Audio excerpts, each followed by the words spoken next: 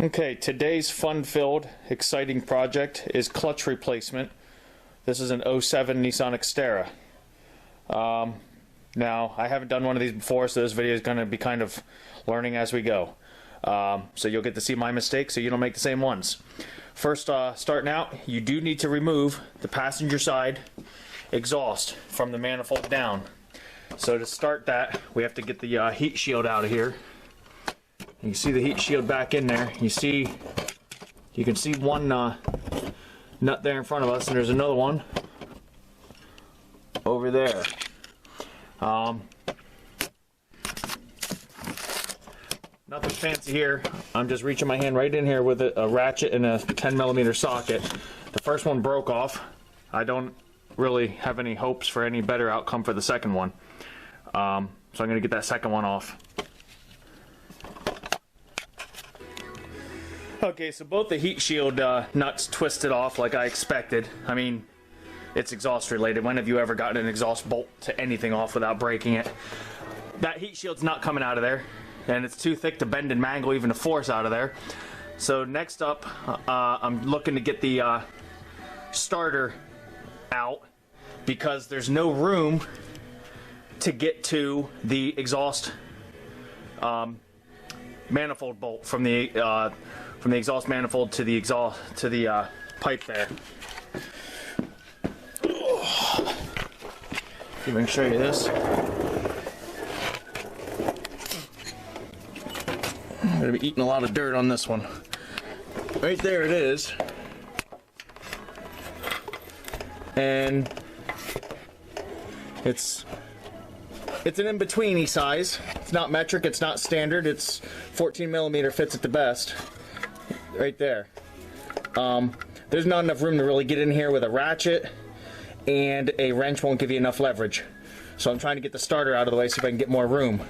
Starter has two 10mm bolts for the heat shield that are easy to get to, and then you can't see it, but you can feel it, is a third one that also is 14mm, and you have to get this one by having your head up at the engine and your feet towards the back of the vehicle. That's how you have to access this, and then you'll be able to reach in. You can see where I'm at here, where the starter's at, and you see where the ratchet's at up in there. And like I said, you can't see it, but you'll be able to feel it. And that's, again, 14mm. Deep socket's going to get on that. So I'm trying to get the starter heat shield off, get the starter off, and then I'll see where we're at for getting the, and you can see right there, you can see the exhaust coupler pipe, whatever you want to call it. But again, there's no room to get any tools up in here with the starter. So let me keep fighting this, and we'll come back after commercial break. Commercial break for you, curse break for me.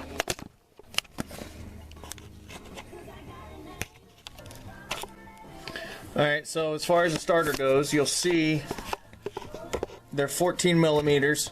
You'll see one, the head faces the starter, and on the bottom bolt, right there where I'm at, faces the back of the vehicle. So those are the two bolts holding the starter in. And then the cables are 1/2 inch. I already have the cables, so I'll get these two bolts out and then we'll remove the starter.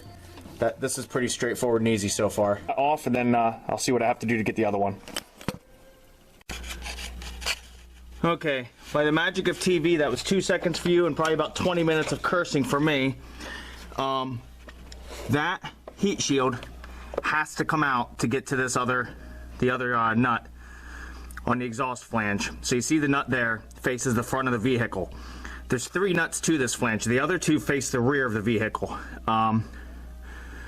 So I had to butcher and destroy that exhaust heat shield to get it out of there, and it's not going to need to go back in. There's nothing really sensitive anywhere near the exhaust, and you can read article after article of some shops even remove these things and never put them back in. So anyhow, now we got that out of the way, I can get to this other nut. I think this one here is going to be easier to get to from above, and then the third one, which is on top, can get done from underneath with probably at least a 12-inch extension, maybe longer.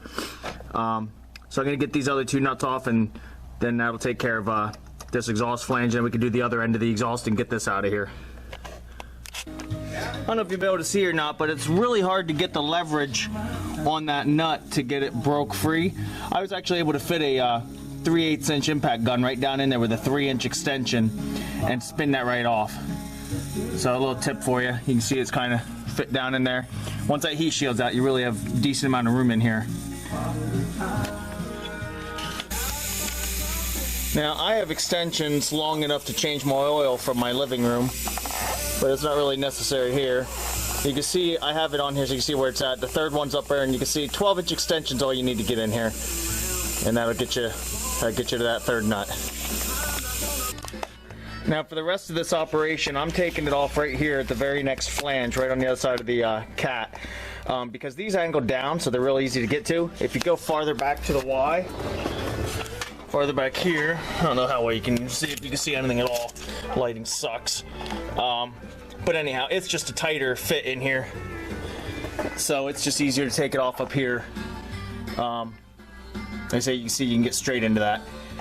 Alright, so to have room to get this cat out of here, you need to drop or at least loosen the entire exhaust system. Now it's not as bad as it sounds. Go ahead and do the back of the cat like I said right here. Then come down here and you have cross member here that you have to undo those 2 bolts that has a hanger hanging on. If you follow your Y pipe, hopefully you can follow me here, follow your Y pipe to the other side and don't disconnect it here. Same thing, disconnect it up front like we did the other side. For the same reason, you can fit an impact gun up in there because they're angled down, so disconnect it there. Your other bracket you need to loosen is clear at the tail and at the tailpipe. There's 3 nuts that hold that on to the side of the frame. So you take those 3 nuts off, take off the bracket I just showed you, take these 2 nuts off to the driver's side cat and the passenger side cat, and then the whole exhaust system will be loose enough to have room to easily pull this cat down out of here. So there's a completely unreasonable amount of time spent just to get the first step done. But now the exhaust is out and the starter's out. So let's move inside. Alright, so this should just pull right up, or so I'm told.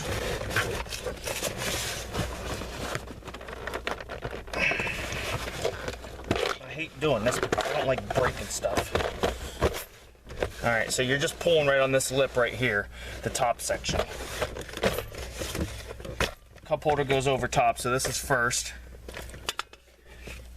And then this pulls up next. And the ball's just going to twist off.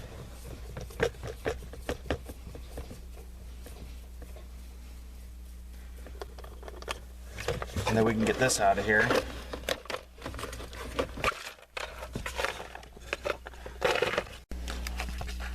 Alright, so once you get that caps off, the trim off, you got about 5 10mm nuts here. There's one. There's one at this end here. And then you can see this bracket here with the wiring. Pull the wiring out of the way, you'll see a 10mm there, and then that'll get this bracket out of here, and underneath this bracket is another 10mm at this end and one at this end, so you're gonna have 5 altogether. So I'm gonna get those off, and then that'll get us to the next part we need to remove. Alright, so once you have those 5 nuts off, you're going to pull this whole boot assembly up, and I'm going to have to move the harness out of the way as I do it onto the other side of this, so I'm going to put the camera down. But I'm going to take this metal ring and slide the boot up, and then I'll show you where we're at. Alright, so here, I don't know if you can really see, but there's a, here's the end of it. There's a zip strip that goes around this ring. I'm going to cut that zip strip off, and then I'll be able to pull this up, and I'll show you the next 3 nuts that have to come off. Okay, so once you get that zip strip off, you'll be able to pry this, put your hands around the bottom of this, you'll be able to pry this off and just pull it straight up, and there's your next 3 10mm. We're going to take those off, and then this whole stick shift is just going to lift up out of the top of the transmission, and we'll just set that aside then, and then that's it for up here. You'll see also up here's a couple lines you'll need to pop out of their holders so that we don't, snag those when we drop the transmission later. Okay, so once we got those 3 nuts out, you'll see there's a spring down in here. You can lift that out. I highly suggest putting a rag in here, just to keep any dirt or anything from falling down in there throughout this process, especially on this particular vehicle. The undercarriage is just absolutely just coated in mud and dirt, and I don't want any dirt getting inside there. I always put the nuts back in also. One, so you don't lose them, and two, it also helps, you know, keep dirt and stuff out of the threads. I'm a big fan of putting nuts and bolts back in their holes as I remove them from different things, and you don't forget where stuff goes either. Alright, next thing I'm tackling is the drive shafts. They're 14 millimeter. Make sure you mark these so you can line them up the way they came off. These are balanced. So just etch somewhere. You see here where I put a pry bar in there, and if you get the right length, it'll pin itself right up against the transmission. That we can get in here with a wrench and get these off, so it works out good. And I'll just rotate it around. Rear drive shaft's the same thing, 14 millimeter. Okay, so once the drive shafts are done, next thing I'm going to do is go through and start undoing all the electrical connectors and everything that's attached to the transmission. Then I'll start doing the transmission to engine bolts. So to backtrack a little bit, the passenger side catalytic converter that we're taking off, now we need to disconnect the oxygen sensor. I have my head towards the front of the vehicle, feet towards the back. You can see right here is the end of the manifold. And so you see way up there is the harness, and I'm kind of wiggling it there. You see another connector right below it.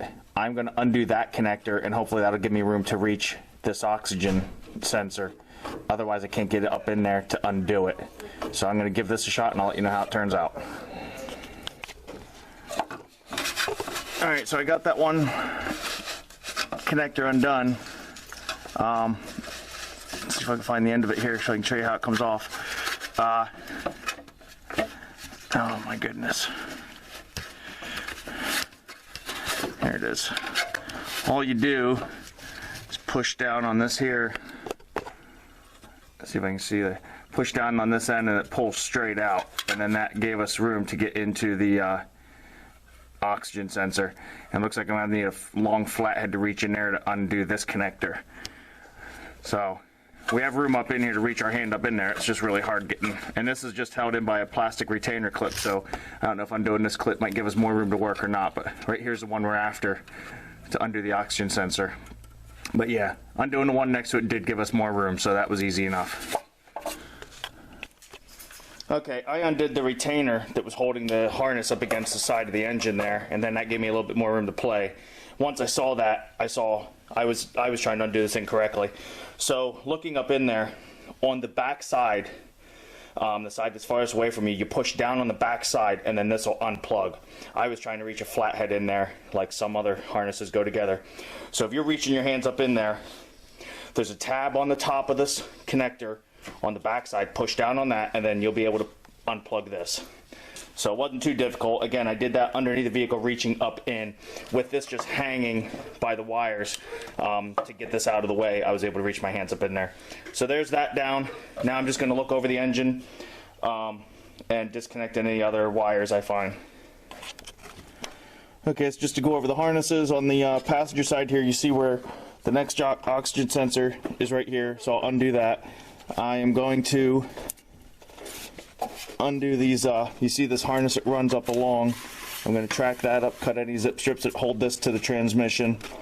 You see another harness right back here. It's got to be unplugged. Over here, you see that harness there on the driver's side. I think it's another oxygen sensor. And then you'll have some harnesses back here on your, back towards the end, right by the transfer case. Like I say, just go over the whole transmission. Just feel your way around, follow it around, just disconnect anything you find. I mean, I'm pointing out the ones I see. I might find one or two more, I don't know. But and don't forget about up inside the vehicle, looking down in the shifter area. Yeah, just go through and disconnect any wires, harnesses you find. But so that's where we're at. I'm going to disconnect all these harnesses and everything, and then we're going to take this clutch slave cylinder off. And that looks, you see these two. It's just got two bolts holding that in. So we're just going to disconnect that. That should pull right out, and we'll let that hang out of the way. We'll get that out of the way. Okay, so once you take those two bolts off, this is just going to pull right off. and you see the plunger there for your clutch. So the arm's going to stay in there, and like I said, we're just going to move this out of the way. So now that we have all the harnesses and everything disconnected, we have the slave cylinder off. I'm going to go through and start undoing these transmission to engine mount bolts. Alright, so for the wiring harnesses, on the passenger side,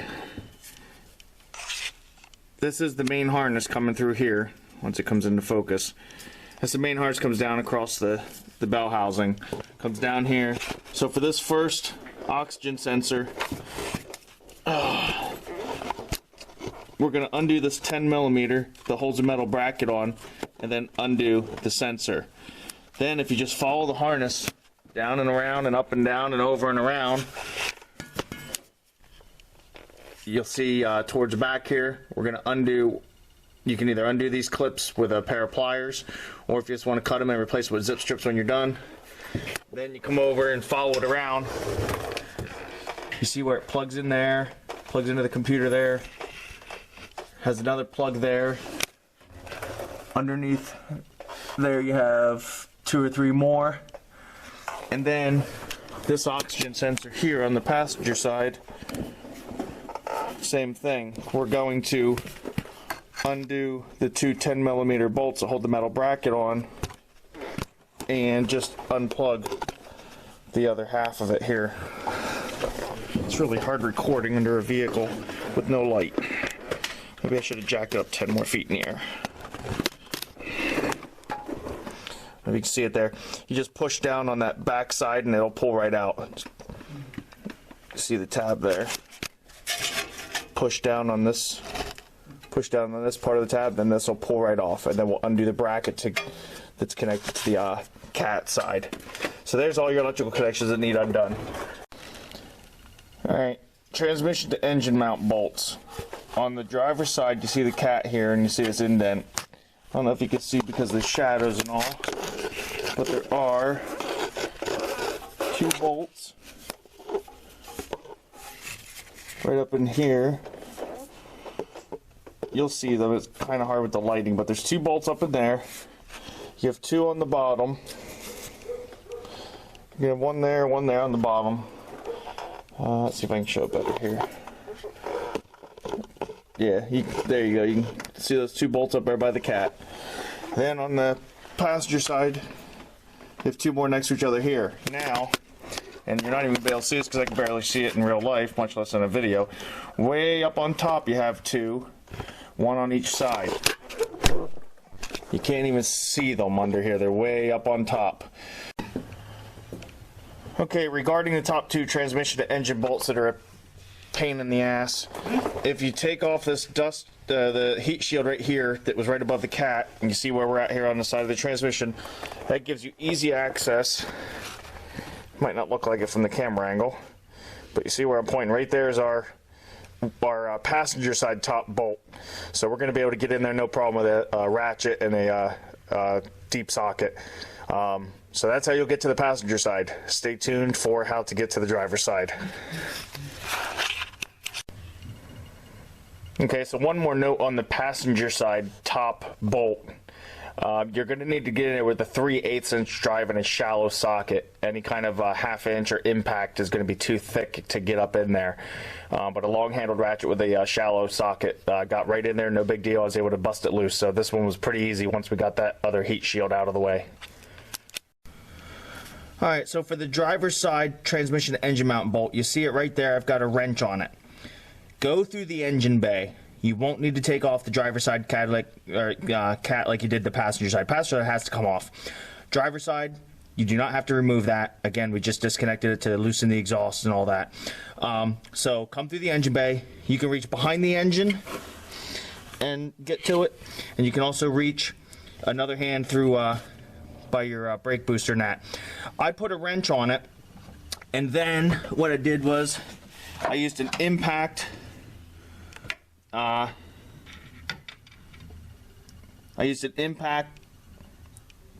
prybar and smacked the wrench with a sledge, and that's how I was able to get some leverage on that wrench to bust it loose.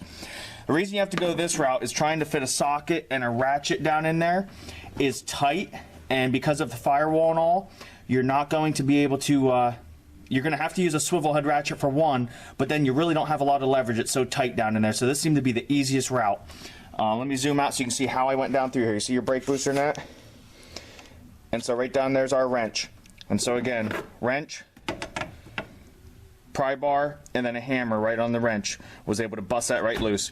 Now I'm just going to reach right down in it with my bare hands and be able to wrench that right off. For those of you that are into lifting like me, this is one situation where 14.5-inch forearms does you no good. You're going to wish you were tiny and puny so you can reach your arms in there. So we'll get this out and go from there. Alright, so while you're up here getting the driver's side upper bolt out, bonus points. There's also 2 more right in the center. And these are easy to get to too. You have enough room to reach right behind the engine here. That you can see my ratchet handle here. Long handled 1/2-inch ratchet will get right to those other 2 that are in the center. So these really aren't a big deal at all. Plenty of room to get in there, plenty of room to get leverage. So you'll have a total of 8 transmission to engine bolts. 3 of them you'll be accessing from the engine bay. Okay, so once you have your all your engine and transmission bolts off, the K-member is going to have to completely come down. Because of the way this sits up in here, you can't do it like I've done with trucks where I just lower the whole cross member down and slide it back. This is going to have to come down because this can't come off. You can't lower the transmission. You know, you can't slide transmission back because this is up in there, and you can't lower the transmission down because it's still hooked up to the engine. So long story short, just trust me, this has to come down. So again, I showed you where all the other bolts are, and then you'll also have 3 in the center here, 3 nuts up in there. Everything is 17mm, so a deep socket will get you right in there. So we're going to remove the K-member, and then we'll get a jack on the engine, and we should be ready to just slide this straight back and disconnect it from the engine. Okay, so for the K-member, everything's 17mm. You're going to have a bolt on one side and a nut on the other. So you have your, looks like the letter K if you paid attention to Sesame Street. So just look for the cross member shaped like a K, and that's your K-member. So you're going to have 2 bolts on each end on the one section, and then on the smaller cross members you have 2 there. So we're just going to undo the 2, 4, 6, 8 bolts. Okay, next note with disconnecting the K-member. It's probably going to be stuck up in there once you get all your bolts out. So don't stick a pry bar in here. Reach up in there and get on that bushing that the bolt passes through, and you know, from outside the vehicle you'll see I have a long enough pry bar I can reach from out here, and just really put some muscle into it, and you'll pull it down out of its channel. It's going to be kind of almost, I don't want to say rusted up in there, but it's going to be stuck up in there pretty decent. So that's how you'll be able to pull that down out of there. And when I do this, transmission shouldn't go anywhere, it's still in the engine, but I have a tranny jack on there just in case. Okay, so when you start pulling on the transmission disconnected from the engine, it's going to hang up. Don't forget about this like I did. There's a plate here, like a dust plate. There's one 10mm nut holding that on, so we need to pop that out, and then this should pull right off of the engine. So just don't forget about that. Okay, more notes. You have a vent hose here by the computer on the back, and you have another vent hose right in front of that. I'm an idiot and didn't unplug them first. Don't be an idiot like me. Unplug yours first. There's enough stretch in them that it didn't do any damage dropping the transmission down, but just so you remember to unplug those 2 vents. The other thing is, the exhaust, when you disconnect the cats and all, to slide it back and all, disconnect the left side from the right side and remove that from the vehicle. The exhaust kind of got us hung up here. So you'll see there's a clamp right past the Y, past the muffler there. So when you're back working on the exhaust, go ahead and undo that before you lower the transmission out. And then you can pull that off to the side, and then it'll come down out no problem. Your clutch bolts are going to be 12mm, and then to get this pilot bearing here, well, throwout bearing rather, You have your clutch fork there that's attached. It looks like the spring, and I haven't worked on this particular one before, like I said, but it looks like the spring might just pull straight up. So I'm gonna try that. You'll see it has two, I don't know if you can tell, has a rounded part over here and a rounded piece over here. I'm gonna put long needle nose pliers in both of them and pull straight up on it, and I think that'll disconnect the arm. Well, there you go. Now we can all see it. I pulled on it hard enough. There, you see how that's locked on there. So yeah, yep, that spring just hooks in there. Looks like it just pulls off. Doesn't go up, but looks like it might pull out. Let me play with this a second. I'll let you know for sure. Okay, so I just pulled this straight off of the shaft there, and you'll see here's all this does. Just pull it straight back, and it pulls right out of there. You see it's got two grooves here on the arm, and that's where these springs hook into. Hope I'm not blind yet. So I'm going to get this cleaned up. We'll put this on the bench. Alright, so here's this here we took out. Yeah, it does. It just pulls right off. So that's easy enough.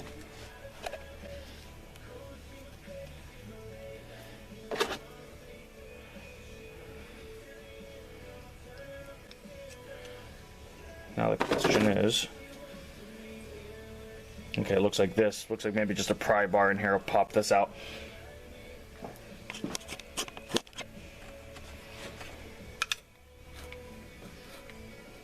Give me a small flathead screwdriver. Yeah, this is too big to get in there.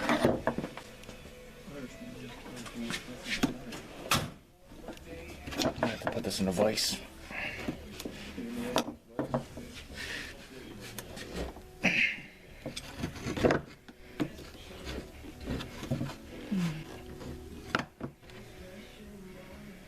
Let's put this in a vise, and I don't want to hammer on this because I don't want to damage this, but I'm going to put this in a vise and pry this out this way. Like I said, we want to be careful. We don't want to mangle this all up, so I don't want to hit on that. Alright, so we got this in the vise. I'm not clamping on the part that we're trying to use. I'm just clamped on the old bearing. And then pulling out on these little wings. That's what we're going to call it. That's the official term for now on, wings. Don't worry, it's Craftsman's lifetime guarantee. There we go. Now it's working its way out. Oh my goodness. Sharpening this down 1/8 of an inch at a time. I don't know if Craftsman means anything anymore though, because I don't have a Sears anywhere nearby, so. There you go. So I'll get this cleaned up, and we'll press this into the new one. It shouldn't need to be pressed in that hard, but I'll put something in here to protect the bearing, maybe a piece of wood, and I'm going to put this new one in here and just clamp it back together. That's how we're going to press this one into the new one. So that'll be the end of that, and then we're just going to put this back in. You saw how it came out, put it in the same way. So that should be it. Check your flywheel. Make sure you don't need to have that resurfaced while you've got the transmission down out. Some people like to do the pilot bearing and everything else that's in there, so that's up to you how far you want to go. Probably a good idea to do all that so you don't fight with this again later, but hopefully this video helped you out. We talked about that upper engine and transmission bolt on the driver's side. To get it off, I had said about going through the engine bay, which is the easiest way to do it. You see it right there. Nope, up above there. I think you can see it up there. It's just bad when you can't get the light of day to touch these bolts. But anyway, it's up there. You can't fit an impact socket in this tight spot between the transmission tunnel and the transmission. So use the method I showed you for getting it off. But when you go to put it back on, it is faster to put it on from underneath. If you use a 3/8 inch drive on a universal, right there it is. Let's see if I can show you. I don't know if you can see it up in there. I have the right there. I can fit a 12-inch extension and a universal on it, and that makes it faster to put back in. You just can't use this method to get it out because they're torqued in there pretty good, and so you can't get, I don't know if you'll be able to get the leverage. You can try it, but otherwise I would just use the method I showed you to get this one out along with the other two upper bolts from inside the engine bay. Okay, so earlier I had mentioned about bringing the K-bar member down by sticking a pry bar up in here and pulling down on this piece you see. Now I'm going to warn you against that. You'll be better off to try and get up in here with a sledgehammer and hit down on it, or something like that. To show you up in here, I cut out a little access panel. I'm just going to weld this back up in there. I'll just weld that back in there, not a big deal. I'm going to actually take this out now. This is a just like a little bushing in here. It's really not necessary because this K-member is inside this tunnel and the bolts are passing through the outside of all this thick steel and everything else. So you're not going to crush the tunnel by tightening down these bolts, which is what bushings that run through tunnels like that are meant to do. That's what they're there for. We don't need to worry about that. So again, I'm going to cut that out of there now that I messed it up by pounding on it. What I did, by prying on it, we bent it so you see where the piece of the bushing is covering up the hole. So I'm going to show you, I'll show you on paper here what I'm talking about. So here's what that bushing in there looks like.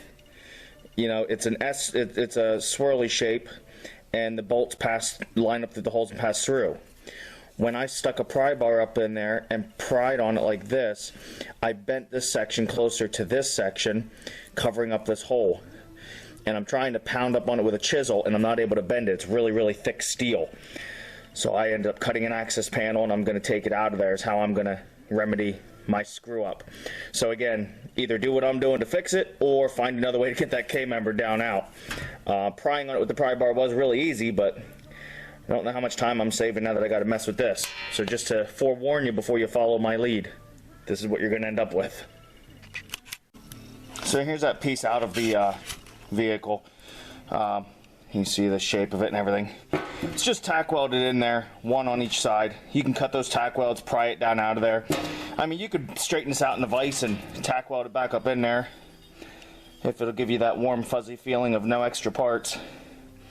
I really honestly do not see the need for it, so I'm just going to leave it out. Okay, some other things I wanted to mention. When you go to put the transmission back in to line it up, you are going to need a second person to either sit on the engine or at least push down on the engine. You'll see what happens. So you have your engine and your transmission bolted together. When you take the transmission out, the engine cocks forward and it lifts up into the firewall. So you're not going to be able to line the transmission back up. So have somebody push down on the engine and you'll be able to line the transmission up. There was that, and oh, the K-member. When you go to put the K-member back in after the transmission's all bolted in, you may need two different jacks. You need to jack up the transmission still to get the weight up, then you'll need to lift the K-member up in there. I used a small bottle jack to do that also, and even still, you may need to sledge the K-member up in there because it is a very tight fit in its pockets. I think that was it. I don't think there's anything else I wanted to mention. Like I say, the engine and transmission thing was something I definitely want to get in there. Like I said, you're not going to be able to, you'll be sitting there all day long trying to line them up and the engine's going to be lifted too high. So push down on it, you'll be able to get the transmission started, and then like I said, put some ratchet straps under there and you'll be able to get it in. I know I've tried to end this video like 4 times. One more thing. So, just another tip I wanted to throw out there. When you're doing your transmission, it helps if you take a ratchet strap and run it right from the frame right across to support the tail shaft. That'll help you get, once you get your shaft started into the engine, then this will give you room to get right up underneath there and put your knees on it. I kind of just lift it up by hand and finish aligning it until I can get a couple bolts started. But even with the jack, these straps also give you extra security. So if it does go to drop or something, it's not going to crush you. So just a little helpful tip on there.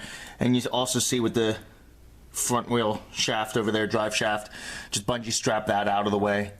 You know, just some things I wanted to throw out there for you. So now that really is it.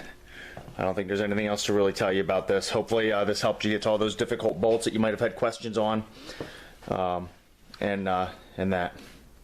So, okay. Hope this video helped you out some.